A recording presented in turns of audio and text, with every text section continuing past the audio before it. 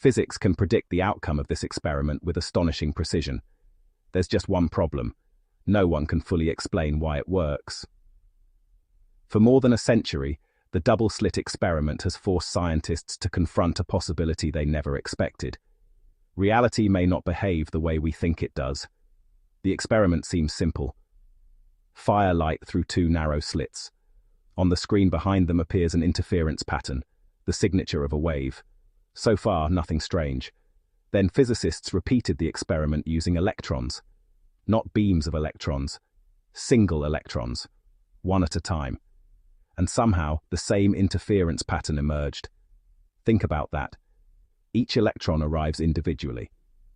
Yet together they create a pattern that suggests every electron behaved like a wave spread across multiple possibilities. The mathematics behaves as though the electron explores both possible paths before a measurement occurs, interfering with itself before it reaches the screen.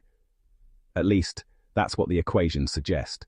Naturally, physicists wanted to know which slit the electron actually passed through, so they placed detectors at the openings. And that's when everything changed. The interference pattern vanished. Instantly. Nothing obvious about the electron itself had changed. Yet obtaining information about its path changed the outcome. The electron no longer behaved like a wave. It behaved like a particle moving through a single path. Why that happens remains one of the deepest questions in physics. But this is where the story becomes far more interesting. What exactly caused the change? Was it the detector, the interaction with the environment, the recording of information, or something deeper? This became known as the measurement problem. Quantum theory predicts what we'll observe, but it doesn't clearly explain how a cloud of possibilities becomes one definite outcome. For over 100 years, physicists have proposed competing answers. The Copenhagen interpretation, many worlds, decoherence, objective collapse theories.